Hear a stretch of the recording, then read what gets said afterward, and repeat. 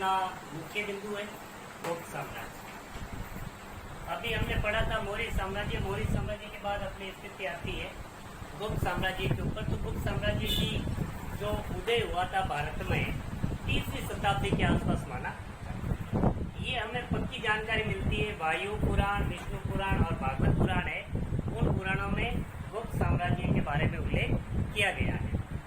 आरंभिक इनका जो राज्य था वो था मगध के उत्तर पश्चिम बंगाल तथा गंगा के तटवर्ती मैदानों तक ये साम्राज्य विस्तृत था। अब देखो, गुप्त साम्राज्य में पहला शासक है जो श्रीगुप्त को माना जाता है और संस्थापक भी श्रीगुप्त को ही माना जाता है। 275 ईस्वी से 300 ईस्वी तक श्रीगुप्त का शासन था। प्रभावती गुप्ता का जो पूर्ण ताम्र अभिलेख है उससे हमें ज्ञात हो जाता है।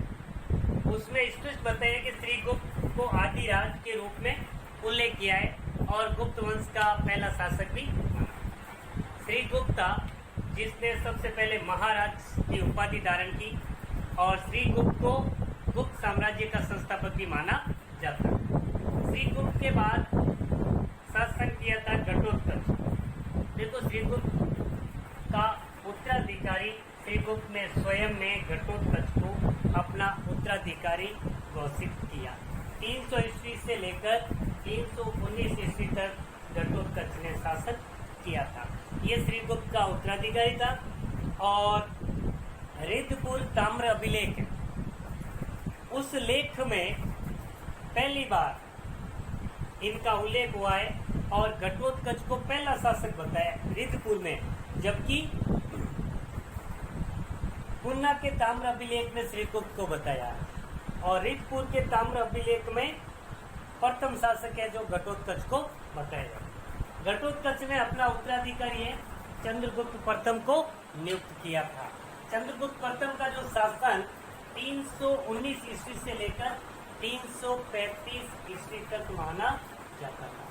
देखो, चंद्रगुप्त प्रथम था जो वास्तव में एक प्रतापी शासक था, दूरदृष्टि वाला था और अपने साम्राज्य पर मजबूत पकड़ रखने वाला शासक था।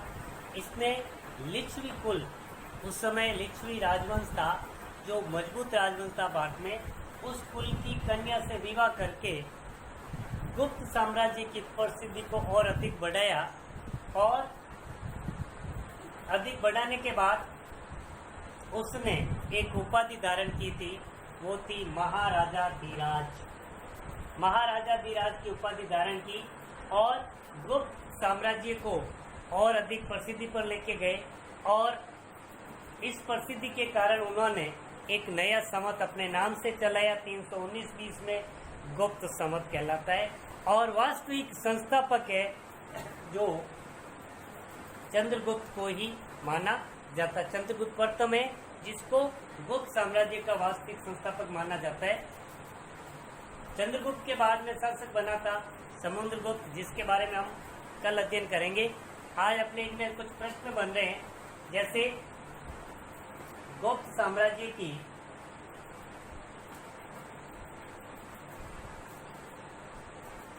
स्थापना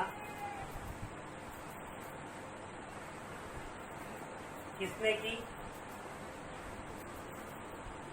दूसरा,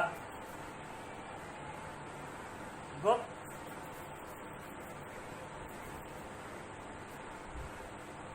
की जानकारी किनसे मिलती है?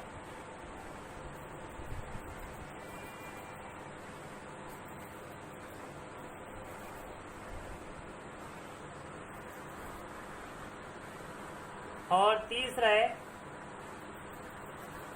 चंद्रगुप्त प्रथम पर टिप्पणी लिखी है।